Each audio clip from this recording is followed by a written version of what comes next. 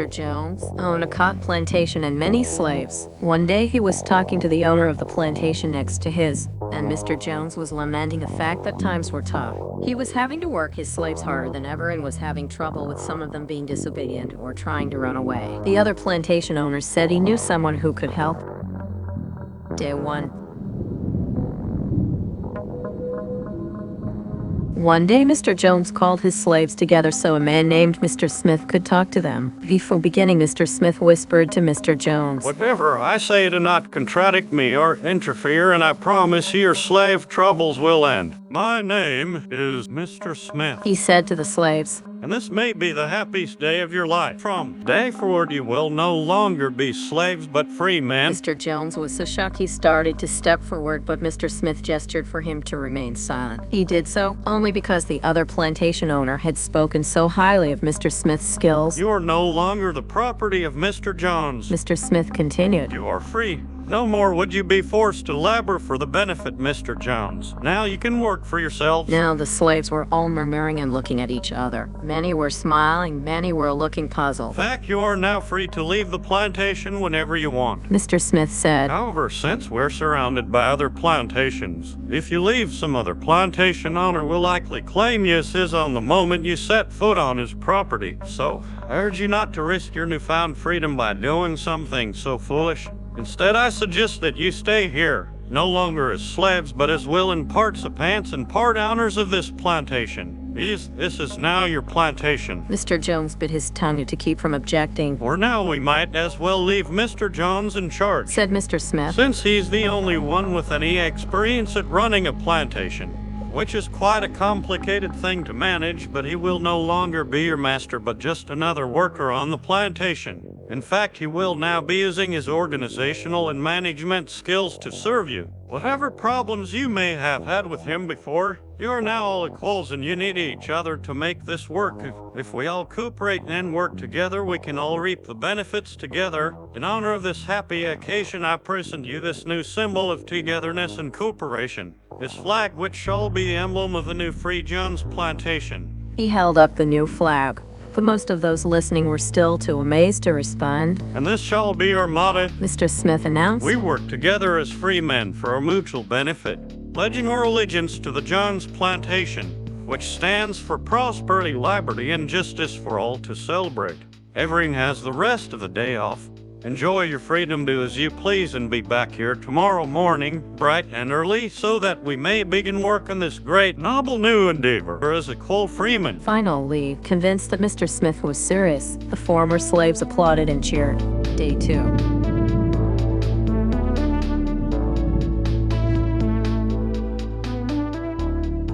We all want this plantation to do well, Mr. Smith said at the beginning of the next meeting, so we can all share the benefits. We all know that it takes a lot of effort to make a cotton plantation work. Just because you're all free doesn't mean you can stop working. In fact, since you're now working for yourselves, I expect you to work even harder than ever before. But now with pride and joy, knowing that you're working for yourself. Of course, there still have to be rules. If everyone just does whatever he wants, the plantation won't produce anything. This experiment will fail and we'll all starve. You should be thankful that Mr. Jones has agreed to stay on to lend his knowledge and skills to this endeavor, and I trust you will do your own part to make this work. Several of you have been chosen to act as project supervisors to manage different aspects of the operation, to make sure everyone is doing his assigned job, to make sure the rules are followed out, and so on. The rest of you may head out to the fields to start your first day of work as free men. Day 3. The next morning, Mr. Smith had a grim expression on his face as the daily meeting began. I have an unpleasant duty to do today, he said. Yesterday, Charles was caught keeping some of the cotton he picked personally to sell for his own personal profit. That is against the rules. That is stealing.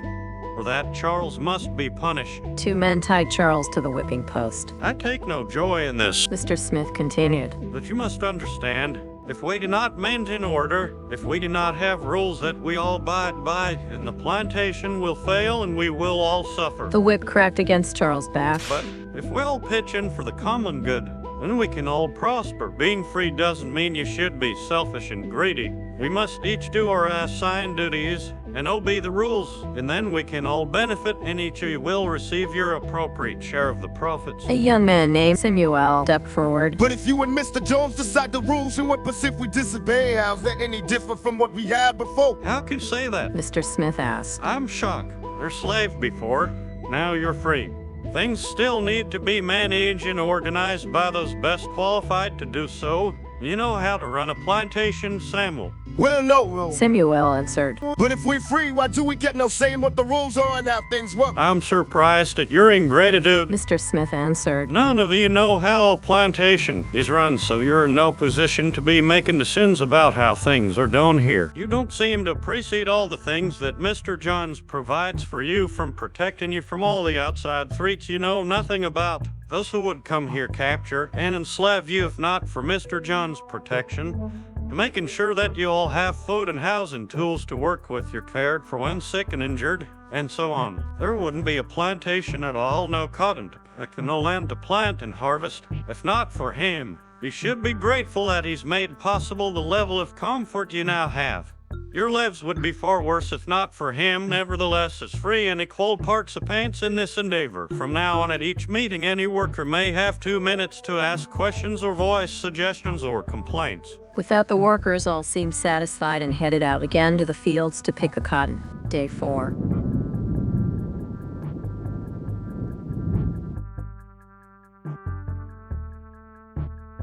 I have a big announcement. Mr. Smith said as the daily meeting began. Mr. John's cousin is here, not just to visit and see how our project is coming along. It has been decided that from now on, he will be deciding who will manage the plantation. Of course, this job can't be done by just anyone, but every 3 months we will have a special meeting, at which all the workers will vote on whether we think Mr. Jones should run the plantation, or whether we think his cousin, Mr. Johnson, should run the plantation. That means that ultimately you are in charge, because you will be deciding which man you want running things on your behalf. If you don't like the way things are being managed, you now have the power to change it. Amazed and pleased, the workers headed out again to the fields to pick the cotton. Days passed, months passed, a year passed, and the plantation continued to operate as before. Sometimes Mr. Jones was in charge, sometimes Mr. Johnson was in charge, but the day-to-day routine stayed exactly the same. The workers worked hard, long hours every day, and still had little to show for it. Every day the meeting would begin with them all reciting the Jones Plantation We Mm-hmm. motto. work together as free men for our mutual benefit, pledging our allegiance to the Jones Plantation, which stands for prosperity, liberty, and justice for all. One day Mr. Smith announced. Samuel has to say a few words this morning, and whatever the rest of us may think of his ideas and opinions, we are all free here. And that means we are all allowed to speak our minds, so Samuel, you have 2 minutes, begin. Samuel stepped forward looking scared. I was excited when all this started. He began glancing nervously at Mr. Smith and Mr. Jones. But don't you all see what's happened here? Nothing's changed, we're all still slaves. There were grumbles of disagreement from the crowd. They tell us what to do, what but if we don't, they still make all the rules and punish us if we disobey. They let us make suggestions and complain about things, but they never really change anything. They let us do between Mr. Jones and Mr. Johnson. But what's the difference? The situation stays the same. We do all of the work and they take as much as they want and decide how much they let us keep. They live and love you. We're made rich by the cotton we pick. Do all the work and have to build our own huts, grow our own food, and take care of ourselves. They leave us just enough that we don't revolt or run away. This is not freedom, we're all still slaves. They've only changed the words they use, but nothing else has changed. They say we're all free and equal, but we're not. They command and we obey. That's not freedom, that's not equality. They say we're free to leave, but all that means is that we're free to be someone else's slave. Why should we work or obey the rules? We didn't agree to this. They made the system, they forced it on us. They control and rob us and call it freedom. They intercede you into thinking that being able to choose what slave master you work for is the same as being free. It's not. Open your eyes. If you keep what you produce, they call it stealing. When they take what you produce, they call it sharing and fair distribution. Can't you see that this is all? Your time is up, Samuel. Mr. Smith announced calmly. At his gesture, two supervisors grabbed Samuel by the arms and led him to the whipping post. I'm sorry, Samuel, but you've broken the rules. There are rules against encouraging others not to work and encouraging others to break the rules. You're only hurting all of us with your discontentment and your complaining and your disobedience. The whip fell and Samuel let out a grunt. Without rules, without order, all would be lost. Without law, there would be chaos. We can't just behave as wild animals, each doing whatever he pleases. We must all follow the plan, and all do our duty for the betterment of everyone, and those who do not must be punished. The whip fell again and blood flowed freely from Samuel's back. Samuel, it is you are stealing from the others. When you don't do your assigned work, you are making more work for others when you disobey the rule. It is you who are endangering the future of everyone else here. You are the thief. You are the criminal. You are the one trying to destroy the arrangement that keeps us all safe and prosperous. At every lash of the whip, the other workers cheered louder and louder, some yelling curses at Sam. Being spoiled and selfish, you complain about everything, fucking as if you're oppressed. But you are the one ruining things. You are the one keeping us from being all we could be. It is your greed and your rebelliousness that is hurting all of us. They all play by the rules. Mr. Smith said, gesturing at the others. What makes you think that you don't have to? You think you're above the law? There were loud yells of agreement as the whip fell again.